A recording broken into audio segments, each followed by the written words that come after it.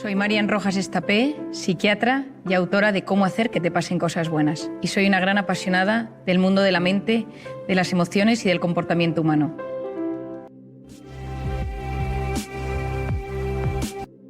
Tú puede que seas un poquito, que dejas así las cosas a medias, que vas corriendo de un lado para otro y te torturas y te dices a ti mismo que tienes que ser más perfeccionista. Pero ¿qué ocurre al revés? Cuando de perfeccionista te vuelves en minucioso y en neurótico y ni siquiera duermes. Bueno, vamos a hablar de esto, de las ventajas e inconvenientes del perfeccionismo, si hay que perseguirlo o no. Doña Marian Rojas Estapé es nuestra psiquiatra, autora de Encuentra tu persona vitamina y cómo hacer que te pasen cosas buenas. Marian, muy buenos días. Buenos días, Cristina. Pues, qué alegría, qué alegría. Siempre es una alegría sacar temas interesantes que a los oyentes les pueden servir en su día a día. Bueno, porque uno no sabe, ¿verdad?, si el perfeccionismo es una virtud o un error.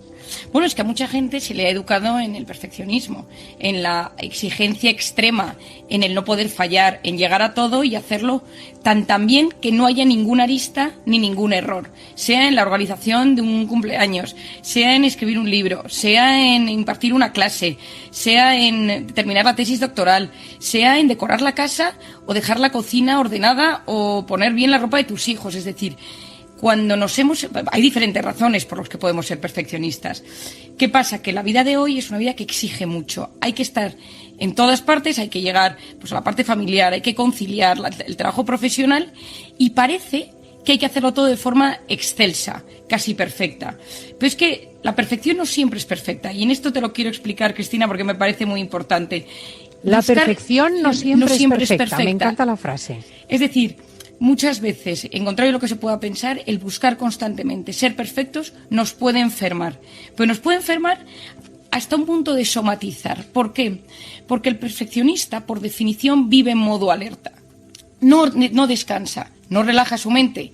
Lo tiene todo en ese punto de alerta, de amenaza, porque necesita encontrar el punto, el defecto, el fallo en lo que está alrededor. Yo me acuerdo hace unos años una paciente que estaba preparando su tesis doctoral y llevaba 6 años. Era pluscuamperfecta, pero era excesivamente perfeccionista. Y entonces le costaba muchísimo y yo le decía todos los meses, ¿hemos entregado la tesis? No, Marian, mi director de tesis, que me acuerdo perfectamente de su nombre, me dice, dile a tu psiquiatra que por favor, que te dé una pastilla porque esto ya hay que terminarlo y entregarlo. Pero ella era incapaz porque cada semana me decía, mira, Marian, ha aparecido un artículo nuevo, hay una actualización de este tema. Entonces yo le pedí la tesis para leerla yo.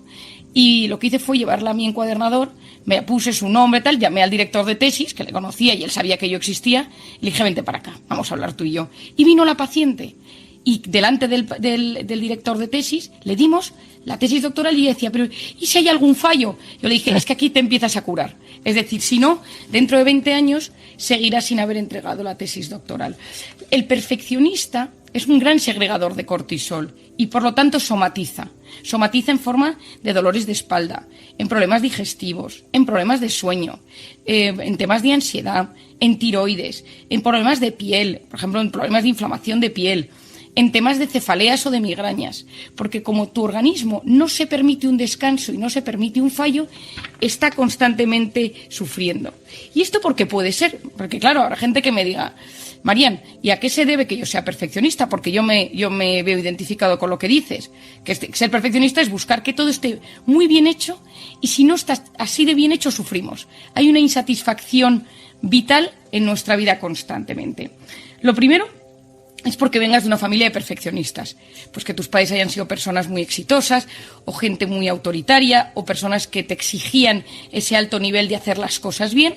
Tú te has criado en ese ambiente y por lo tanto tu voz interior, de la que hemos hablado aquí ya alguna ocasión y que yo explico bien en cómo hacer que te pasen cosas buenas, esa voz interior te está constantemente diciendo, no está lo suficientemente bien, podrías mejorar, podrías acabarlo mejor, podrías tenerlo mejor ordenado, esto podrías... Y tu cabeza, en vez de disfrutar lo que tienes delante, está pensando en la pequeña microarista que no hace que todo sea absolutamente 10.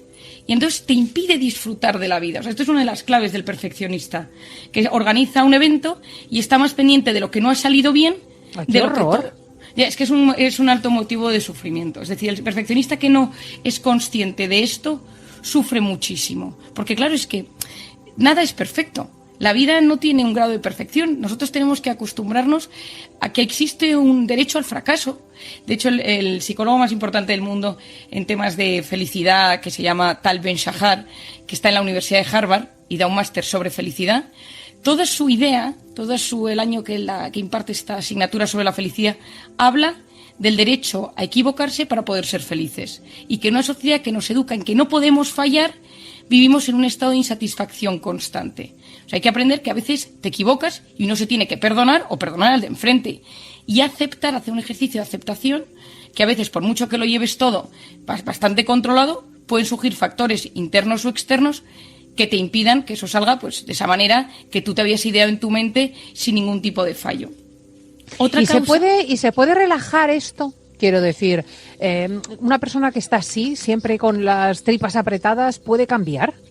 Bueno, esa es la idea, ¿no? Yo siempre digo que para poder cambiar en algo tienes que tener el insight, que es la capacidad de darte cuenta que esto es una de tus características. Porque si no, claro, yo tengo varios perfeccionistas en mi consulta que me dicen, no, Marian, yo simplemente es que tengo que hacerlo todo bien, porque en esta vida quien no hace todo bien es mediocre, ¿no? Y entonces le tienes que hacer ver con muchísima delicadeza y cariño que el grado al que he llevado eso, pues por eso está somatizando o por eso está en un estado de tristeza o de ansiedad.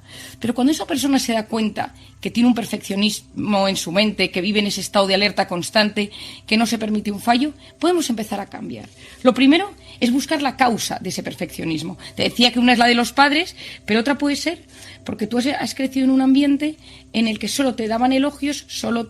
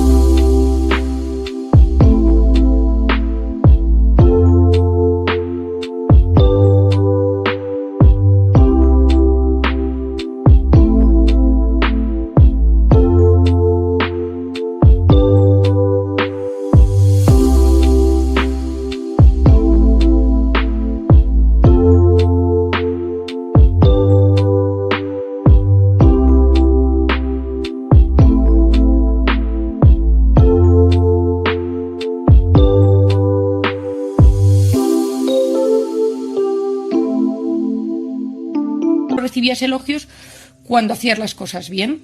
Y entonces, por la necesidad que tienes de sentirte querido, que es algo innato al ser humano, haces las cosas extremadamente bien por el cariño que recibes. Es un tema. Esto, a veces en consulta hay que desactivar esos procesos que se han creado en nuestra mente. O todo lo contrario, porque como te humillaban de pequeño, te trataban mal o no te hacían caso y solo hacían caso pues a los que sacaban buenas notas, a los que eran buenos en deporte en el colegio, etcétera, buscas ese caso haciendo las cosas mejor porque tú tienes esa herida de la humillación. Otro, porque hayas vivido o te seas una persona con muy baja autoestima y entonces no te quieras lo suficiente y entonces buscas paliar esa parte de ti que no te gusta buscando ser excesivamente bueno pues en el tipo. Hay gente que se obsesiona con el peso o con el físico o con la forma en la que viste. ¿Por qué? Porque suple otras carencias en la parte física. Entonces, cuando tú has llegado al origen y entiendes si ese perfeccionismo es un tema adquirido, es un tema que es por una herida, es porque tienes la autoestima baja, es porque a ti tú has visto, hay gente que es que se da cuenta que cuando se exige muchísimo llega más lejos en la vida y esto es así, pero es verdad que esa lucha constante por llegar a todo a veces te lleva a empezar a desencadenar una enfermedad. Luego trabajar esa autoestima y esa voz interior. ¿Cómo me trato yo? Entonces, el típico ejemplo. Estoy haciendo mi tesis, estoy preparando la tesis, estoy preparando una comida para mis amigos que vienen a casa, estoy organizando la fiesta de cumpleaños de mis hijos, estoy escribiendo un libro, estoy preparando mi clase para el colegio, estoy preparando un informe para mi jefe. ¿Cómo me trato yo a la hora de hacer esto? Soy de los que me digo, bueno, si estamos en el grado de perfeccionistas, no estamos hablando de los que procrastinan, ¿no? Es decir, es que me quedo hasta las 3 de la mañana y lo vuelvo a mirar, creo que esto no está bien, y entras en ese bucle negativo en el que no te...